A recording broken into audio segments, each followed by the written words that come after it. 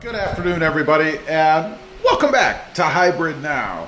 Today, I wanted to talk about what's wrong with the Toyota Prius. You know, I've been getting some comments on the channel, doing a little bit of research on the side, and kind of noting down the comments that people are leaving all over the interweb about what's wrong with the new Prius. Now, frankly, I love the new Prius. There's really only maybe one thing that bugs me a little bit about it, but other than that, nothing really horrendous. But that's not what you guys are saying. So I've got a list of 6 and one of my own thrown in. I'll let you guys try to guess which one is the one that I'm concerned with. So let's go ahead and get started. Number 1, it's too loud. You can hear too much road noise on the inside of the car. Now, I will say I can't disagree with that. It is loud on the inside. You can certainly hear the rubber slapping the pavement as you're driving along. Now, I've heard from a couple of people, they've told me that you can switch out the tires, go with something else, and maybe reduce that a little bit. Of course, the reason that it's like that, I think, is because Toyota doesn't include a lot of sound deadening in the car. Because sound deadening means weight, and weight means reduced fuel economy. I mean, the big drive, no pun intended, behind the Toyota Prius is fuel economy, right? So they're not going to put things in there to make it more luxurious when it comes to sound deadening. It's just not going to happen. So yeah, I would agree with that one. It is a bit louder. Number 2, you cannot see the gauge cluster. You know, when you're sitting there in the driver's seat, you're cruising along, you can't see over the steering wheel to see the gauge cluster. You kind of have to do this. Now, I would agree with that to an extent. You cannot see the full gauge cluster, the bottom part of the gauge cluster that has nothing in it. It's just black space. Technically, it is the gauge cluster. I mean, it's where the gauges are. It's right in front of you. But there's nothing there to see. And I would argue that you probably just don't have the seat right. You know, if you raise the seat high enough, or lower the steering wheel rather low enough, you can get to a point where you can see everything.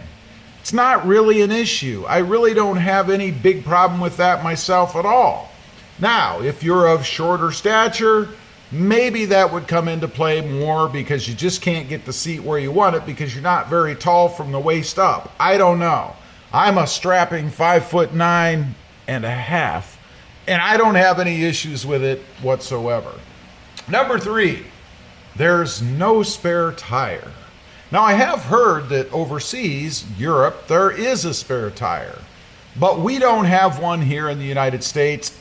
I'm not exactly sure why that is. If indeed there is one, and you folks that are overseas can verify this, if there is one overseas, why don't we have it in the US? I just don't understand. Instead, we have that little inflatable kit that has the goop in it that you squirt inside the tire, which you have to have the exact right type of puncture to use. I mean, get a blowout on the side, get anything big enough on the tire, and obviously it's not going to work. It's just going to blow out like the air will, right? So it's not really a remedy. It's only good if a specific blowout happens. Now, I will say right here, I'm not a fan of that. You know, I don't like driving around cars that don't have spare tires. This is one of a handful that I've ever had that do not.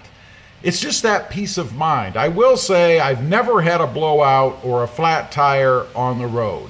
In my many decades of life, I've never had to change a tire, except for my wife's, out on the road. Nothing that I ever had to take care of personally, but still, it's that peace of mind. I would like to have a spare tire in the back, and I may see about doing something in the car.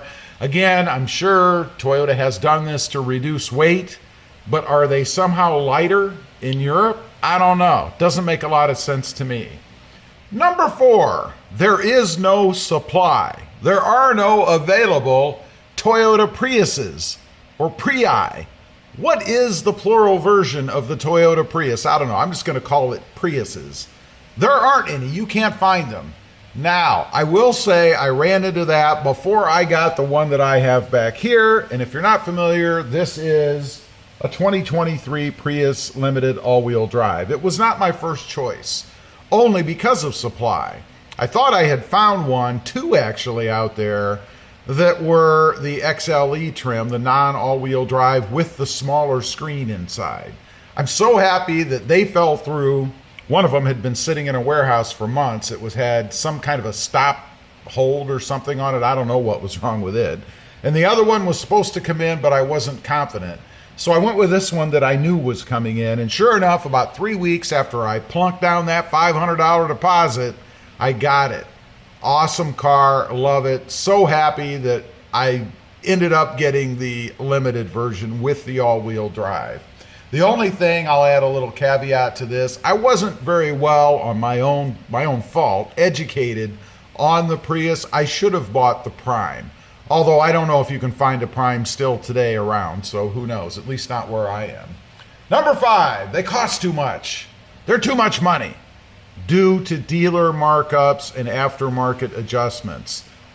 I would agree with this if you happen to fall into that category. If you've got to spend an extra 5 or even I've heard 10 grand in market or aftermarket adjustments, dealer adjustments, where dealers throw on some kind of a premium because it's a scarce car, then you should run. Don't do that. You will never get that money back.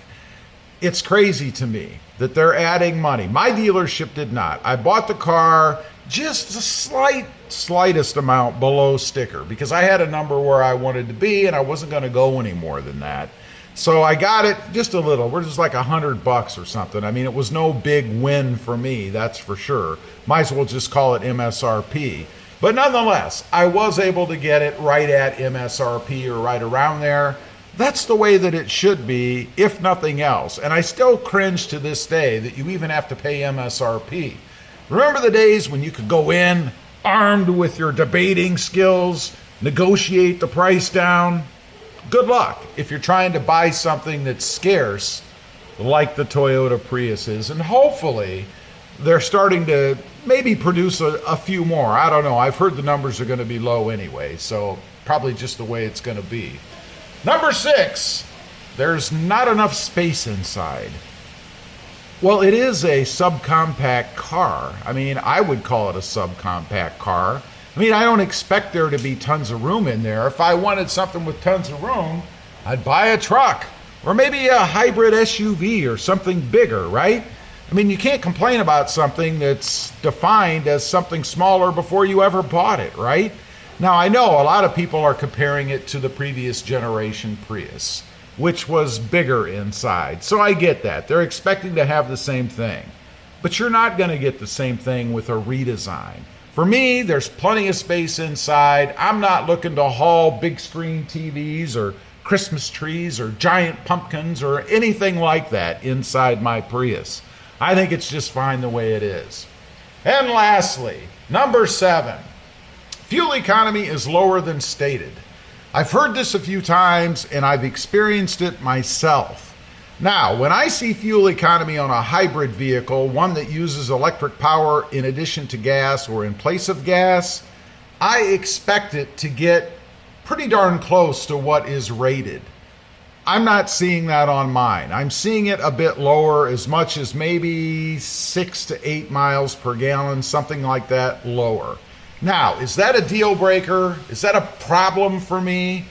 Not at all, because honestly, I love this car so much that even if it wasn't a hybrid and it only got 25 miles per gallon, 30 miles per gallon, maybe 35, I would still have bought this car because frankly, it's just that awesome. Anyway, I just wanted to get on here, kind of run through, what's wrong with the Prius, according to buyers and owners like you and me. Leave a comment. Let me know if I've missed anything. Is there anything else that's wrong with the Toyota Prius? I'd be curious to know. Thanks for watching. Stay safe out there. Bye.